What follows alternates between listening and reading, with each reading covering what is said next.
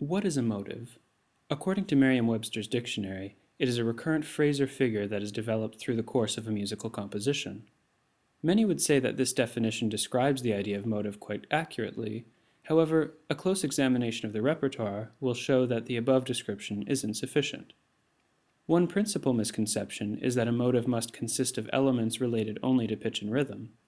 A famous example is the first movement of Beethoven's Fifth Symphony, where an analytical reduction based on the four-note motive fails to describe much of the development that is taking place.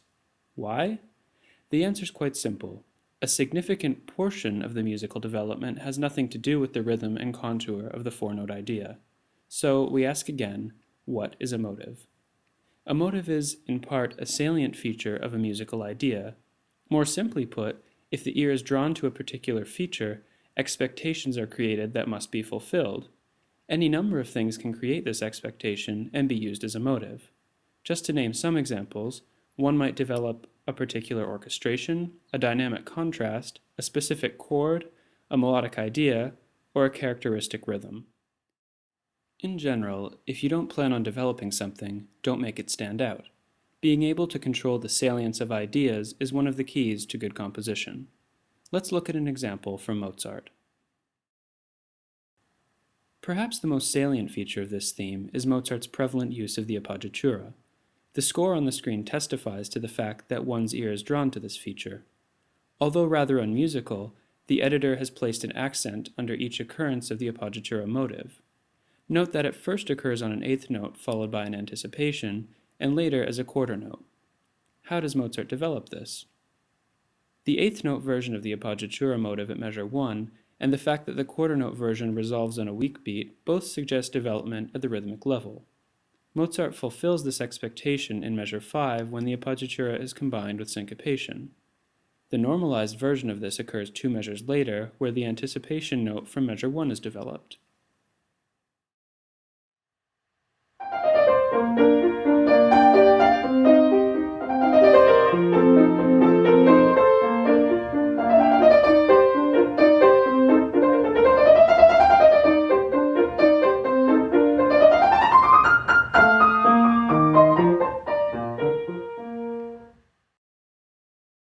One particularly fascinating aspect of this music is that each development forms a sort of secondary motive that is also developed.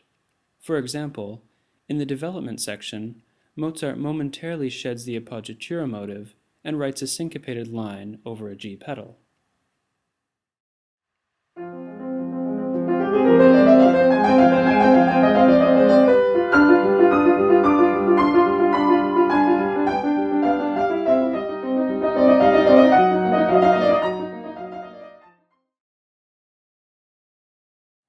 All of the examples so far have discussed motivic development at the surface level.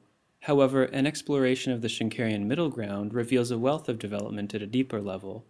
Let us first ask where the appoggiatura motive comes from. The obvious answer is that it initially occurs on the downbeat of measure 1, but a closer look at the opening suggests otherwise. The melody begins on the 6th scale degree, which acts as an upper neighbor to scale degree 5. To visualize this, imagine the pickup supported by dominant harmony. With the origin of the motive clear in our minds, we can now look at how Mozart develops it in the underlying harmonic structure. In the development section, Mozart introduces a new theme in F minor. After moving to a secondary dominant, we expect a resolution to 5. Instead, Mozart teases us with just a single beat of 5 before flattening the leading tone. This modal shift incites a descent in the bass through G flat back to F. Thus, the neighbor note figure at the head of the exposition's opening melody, G to F, is developed in the bass line. Just a note for those interested, a complete middle ground analysis will reveal that the opening melodic descent from G to B flat is actually composed out in the bass line over the development section.